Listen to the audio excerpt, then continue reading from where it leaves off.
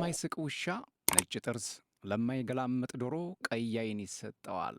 ሰላም ጤና ይስጥልን ክቡራን አድማጮቼ፣ ዛሬ አንድ የወላይታ ተረት አነሳና በዛ ላይ እናወራለን። ቀድሜ የነገርኳችሁ የወላይታ ተረት ነው። ለማይስቅ ውሻ ነጭ ጥርስ፣ ለማይገላምጥ ዶሮ ቀይ ዓይን ይሰጠዋል ይላሉ። ከዕለታት አንድ ቀን አንዲት ደቃቃ ጥንቸል እህል ውሃ ፍለጋ በጫካ ውስጥ ስትዘዋወር አንድ ዝንጀሮ ታገኛለች። ጥንቸሏ ግዙፍ ስላልሆነች በየቅጠላ ቅጠሉ ውስጥ እየተሽሎኮሎከች መሄድ እንደምትችል ዝንጀሮ ያውቃል። ሆኖም አንድ ምክር ሊመክራት ፈልጓል። እመት ጥንቸል፣ የረዥም ጊዜ ወዳጅነታችንን መሰረት በማድረግ ምክር ልለግስሽ እፈልጋለሁ አላት። ጥንቸልም ምን አይነት ምክር ስትል ጠየቀችው። ዝንጀሮም ይህን ጫካ አትመኘው፣ ሰሞኑን አዳኞች መጥተው ለአውሬ ማጥመጃ የሚሆን ትላልቅ ጉድጓድ ሲቆፍሩ እኔ ዛፍ ላይ ሁኛ ይቻቸዋለሁ። ስለዚህ ጫካው እንደ ድሮው ሰላም መስሎሽ ወዲያ ወዲህ ከፍ ዝቅ አትበይ። ጥንቸልም አመሰግናለሁ፣ ወጥመዱን የሰሩት ለእኔ አይመስለኝም። እንደ አንበሳ፣ እንደ ነብር፣ እንደ ዝሆን ላሉት እንጂ እንደ እኔ ቀጫጫ ለሆነ ፍጡር አይደለም አይመስለኝምም። በአጋጣሚ ጉድጓድ ውስጥ በወድቅም መውጫ ብልሃት አላጣም ትለዋለች። ዝንጀሮም እንግዲህ እኔ የወንድምነቴን መክሬሻለሁ፣ ብታውቂ ወቂበት አላትና ሄደ።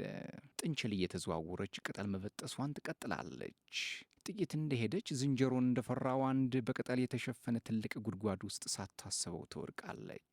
ጉድጓዱን በጣም ጥልቀት ያለው በመሆኑ በጭራሽ በቀላሉ ልትወጣው የምትችልበት አይደለም። ስለዚህ አላፊ አግዳሚውን እንዲያወጣት ለመለመን ተገደደች፣ ተማጸነች፣ ጮኸች። ባካችሁ አውጡኝ፣ ባካችሁ እርዱኝ እያለች መጮህ ስትጀምር ተኩላ ድምጿን ይሰማና ወደ ጉድጓዱ አፍ ይሄዳል። አጎንብሶም ወደ ጥንቸሏ ያይ ጀመር። ጥንቸልም አያ ተኩላ እባክህ ዞር በል፣ ይሄ ጉድጓድ ለሁለታችን አይበቃንም። አንተ ያለህበት ቦታ እንደ በረሃ የሚያቃጥል አየር ነው ያለው፣ እዚህ ግን በጣም ጥሩ ነፋሻና ቀዝቀዝ ያለ አየር ነው። ለእኔ በጣም ተስማምቶኛል። ሆኖም ወደዚህ ለመውረድ ብትችልም እንኳን ቦታው አይበቃንም አለችው። ተኩላም የጥንቸሏ ንግግር በጣም አጓጓውና ልውረድ ስብል በምን ይወርዳለሁ ሲል ጠየቃት። ጥንቸልም እዚያ ጉድጓድ አፍ አጠገብ አንድ በገመድ የታሰረ ባልዲ አለልህ። ባልዲው ውስጥ ገብተህ በገመዱ ተንሽራተህ መውረድ ትችላለህ አለችው። እውነትም አንድ ባልዲ አጠገቡን እንዳላየ ባልዲው ወደ ታች ሲወርድ ጉድጓዱ ውስጥ ያለው ገመድ ጫፍ ወደ ላይ የሚወጣ ነው። ጉድጓዱ ውስጥ ያለውን ጫፍ ጥንቸሏ ይዛለች።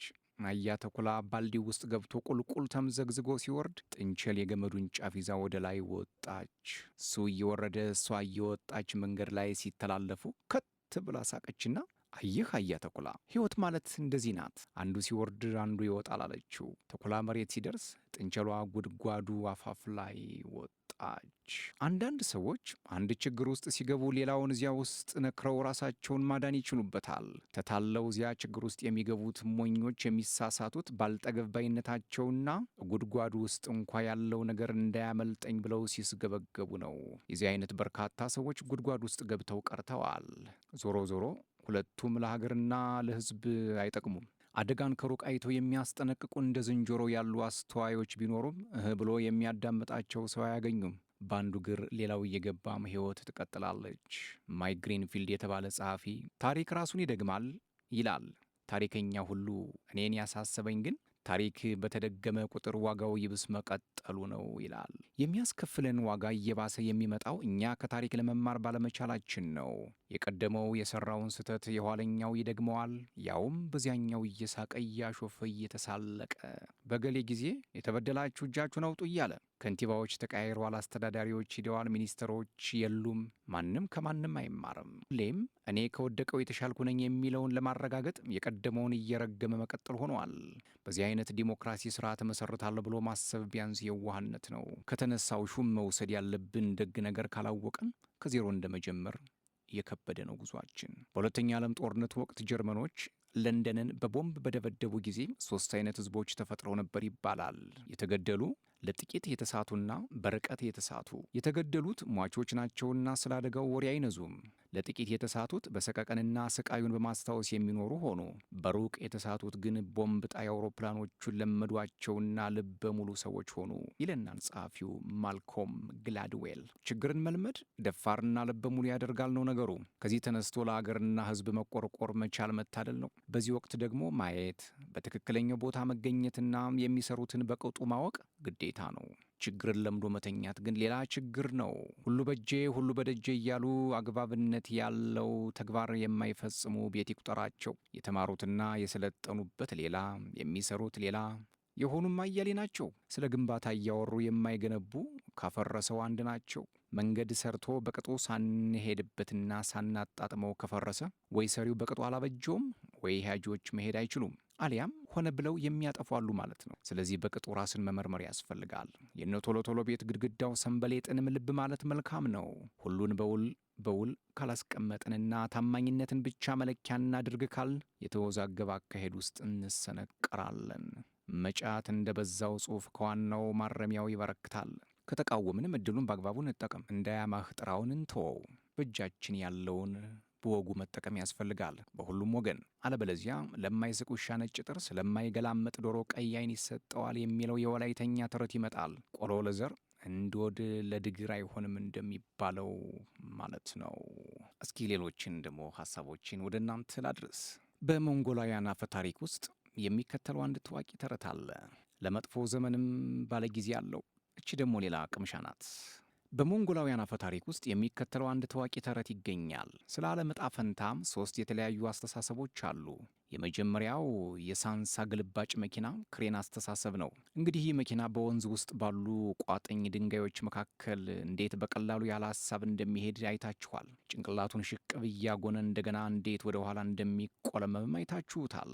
ይሄ ክሬን የተባለ የሳንሳ ግልባጭ መኪና አንድ ሁነኛ እርምጃ ቢወስድ ተራሮች ተደርማምሰው እንደሚወድቁ፣ መሬት እንዴት አረድ አንቀጥቅጥ እንደሚይዛትና ለዘመናት የቆሙት ዛፎች እንዴት እንደሚብረከረኩ ያስባል። ሁለተኛው አንበጣ ነው። የአንበጣ አስተሳሰብ ደግሞ የተለየ ነው። አንበጣ ሆያ እንዴት ጠጠር ላይ ቀጥ ብሎ ያስባል። ከዕለታት አንድ ቀን የጥፋት ውሃ መጥቶ ዓለምን እንደሚያጥለቀልቃትና ሁሉም ሕይወት ያላቸው ፍጥረታት በጎርፍና በማዕበል እንደሚጠፉ ያሰላስላል። በዚህ ምክንያት ይሄው እስከ ዛሬ ከተራሮች ጫፍ ላይ የሚጠራቀመውን ዝናብ አዘል ደመና በዓይነ ቁራኛ ያስተውላል። ሦስተኛው የሌሊት ወፍ ናት። የሌሊት ወፍ አንድ ቀን ሰማይ ወድቆ ብትንትኑ እንደሚወጣ ታምናለች። ከዚያም ሕይወት ያላቸው ነገሮች በሙሉ ድምጥማጣቸው ይጠፋል። በዚህ ምክንያት ይሄ እስከ ዛሬ የሌሊት ወፍ አንዴ ወደ ሰማይ ተወንጭፋ ትሄዳለች፣ አንዴ ደግሞ ወደ መሬት ትወርዳለች። ይህን የምታደርገው ሰማይና መሬት ሰላም መሆናቸውን ለማረጋገጥ ነው ይባላል። ዓለምንም ሆነ ሀገርን በገልባጭ ጉልበታቸው እንዳሻቸው የሚያደርጉ አያሌ ነገሥታትና መሪዎች አጋጥመውናል። ከቶውንም ቋጥኝ በፈነቀሉ ግንድ በጣሉና ተራራ በናዱ ቁጥር ቀጥሎ ደግሞ መሬትን አንቀጠቅጣለሁ የሚል የሳንሳ ግልባጩ መኪና አስተሳሰብ ያላቸው አይተናል። ንጉሥ አይከሰስ ሰማይ አይታረስ እያሉ ሹሞቻቸው፣ አፈ ንጉሶቻቸው፣ አዝማቾቻቸው፣ አፈቀላጤዎቻቸው፣ ካድሬዎቻቸው ወዘተ ሁሉ ዛሬ ቋጥኝ አቀበቱን መደረማመስ ከተቻለ ነገ ሰማይና መሬትን ቀውጢ ማድረግ አያቅትም የሚለው አስተሳሰብ ይጋራሉ። የመጥረቢያ ልጅ መዝለፊያም የአጣቢ ልጅ አለቅላቂ እንዲል መጽሐፍ። ነገ የጥፋት ውሃ እንደሚመጣና እከሌ ከከሌ ሳይል አገር ምድሩን የሚጠራርግ ማዕበል እንደሚያጥለቀልቀን የሚያስቡ የአንበጣው አስተሳሰብ ያላቸው ደግሞ አያሌ ናቸው። እነዚህኞቹ የህብረተሰብ ክፍሎች ጥፋቱ የሚመጣው ግልባጩ እንደሚያስበው ከውስጥ ሳይሆን ከውጭ ነው። ጥፋቱ ከውጭ ይመጣል ብለን ግን እንደ መዳኛም የሚያስቡት ስፍራ እንዳንበጣው ጠጠር ያለ ነው። ምሽግ አልፈጠሩም። የኖህ መርከብ መስራት አልጀመሩም። መሳሪያ አላዘጋጁም። መዓቱን እየለፈለፉ ስለ መጪው የፍዳ ዘመን እየተናገሩ ጠጠር አናት ላይ ቆመው ጎርፍ ይጠብቃሉ። ከፊሎቹ ደግሞ ሰማይ ወድቆ እንክትክቱ እንደሚወጣ በዚያም ሰበብ ፍጥረት ሁሉ እንደሚንኮታኮት ያስባሉ። ይህንን ለማረጋገጥ አንዴ ወደ ስልጣኑ መንበር ይወጣሉ፣ አንዴ ደግሞ ታች ወደ ታደመው ህዝብ ይወርዳሉ። እንደዋዠቁ ይኖራሉ፣ እንደዋዠቁ ይሞታሉ። እንደ ሌሊት ወፍ ናቸው።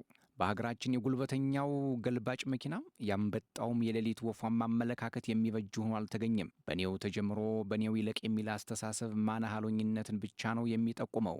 እንዳንበጣ ቅንጣት ታህል ቦታ ብቻ ስለያዙም ከመዓቱ እንድናለን ብለው የሚያስቡም ጎደሎ መፍትሄ በማሰብ ደህንነት የሚታያቸው ናቸው። እንደ ሌሊት ወፍ ከስልጣኑም ከህዝቡም እየቀሰምኩ እኖራለሁ የሚለውም አስተሳሰብ ከዚያ ቀደም ደጋግመን እንዳየነው የአድርባዮችን ዥዋዥዌ ከመጠቆሙ በስተቀር የሚፈይደው ነገር የለም። ይልቁንም ከኃይል ይልቅ በዲሞክራሲና በመተማመን በቅንጣት የስልጣን ምሽግ ሳይሆን በብዙሃኑ የተረጋጋ የስልጣን ባለቤትነት በመዋዠቅ ሳይሆን በአግባብነት ጽናት የምትመራ አገር ናት የሁላችንም ማረፊያ መሆን ያለባት። እንዲህ አይነት አገር እንድትኖረን የምንሻ ከሆነ ስለ ባለ ጊዜ እያወራን ጊዜያችንን አለማባከን ይጠበቅብናል።